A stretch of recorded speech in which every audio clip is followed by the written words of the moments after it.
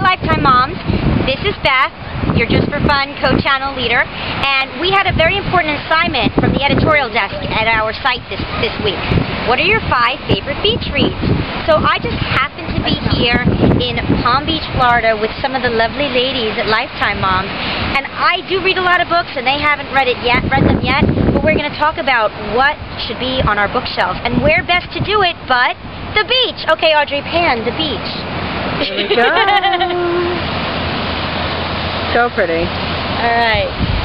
So we're going to turn it around and we're going to start asking. So let's go. Arlene, do you read? Do you have time to read? I'm an unbelievably avid reader. I think I've read maybe like 35 books on my Kindle since I got it for Christmas. I'm not kidding. I pretty much read a book a week. Wow. I've been plowing through the Anita Blake vampire series all year, which is awesome.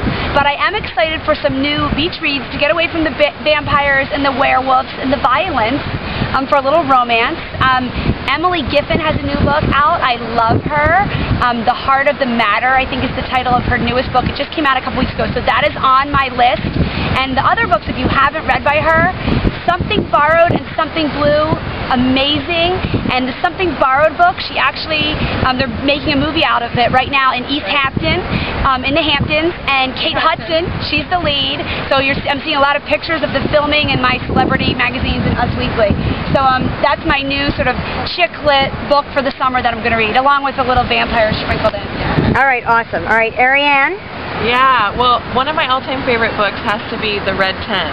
And maybe some of you have read it, and that's great. If you haven't, you must. It's not a new book, but Beth will have a link to it at the bottom of the post. But another new one that just came out is the latest in the Suki Stackhouse series. Any of you True Blood fans, it's a must-read. I can't wait to get my hands on it.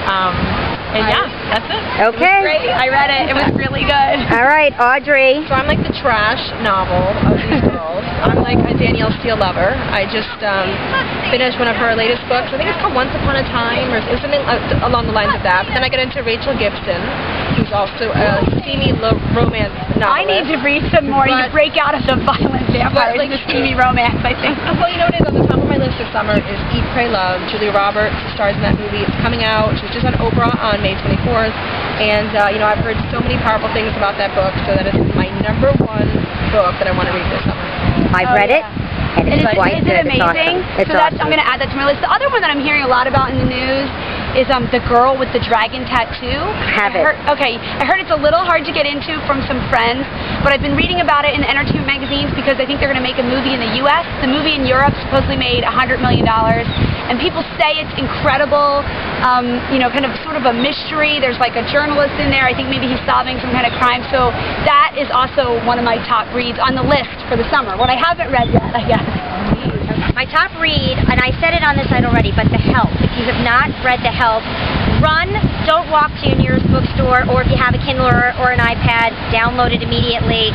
It's phenomenal. It's by Catherine Stockett. It's about African-American maids in the 60s, and it's told through the eyes of the maids, of what they were going through. And honestly, I got sucked in. I read it on a plane, and I couldn't put it down. So definitely The Help.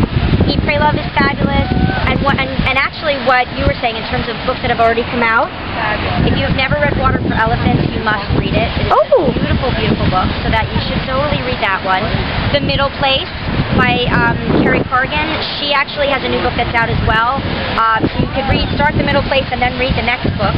And I'm a big Jane Green fan, and I actually just got an invite. She has a new book coming out. Oh, I love Jane Green. I always read all her books. See? So Jane Green. Is it already out for the summer? It's about to come out. So another beach read list, kind of like Emily Giffin. Yeah, because she actually had the Beach House, and her covers are also very similar, so she's got a new one. So awesome. A new Jane Green this summer. And I've heard The Ask. I want to read The Ask because somebody told me that one was really great. And I just read Every Last One by Anna Quinlan. It's heavy. Be prepared. Halfway into the book, something really big and tragic happens, so if you're ready for that, just know that that's what's going to happen. And here, for all of you dreamers out there, 10-10-10 by Susie Welch. It's a nonfiction, it's a motivational book. It's all about the decisions that you make 10 minutes from now, 10 months from now, 10 years from now. What I learned from that book is I need to say no a whole lot more. So, with that, thanks for joining us today, and we hope you have a lot of time to sit by the beach and read. Yay!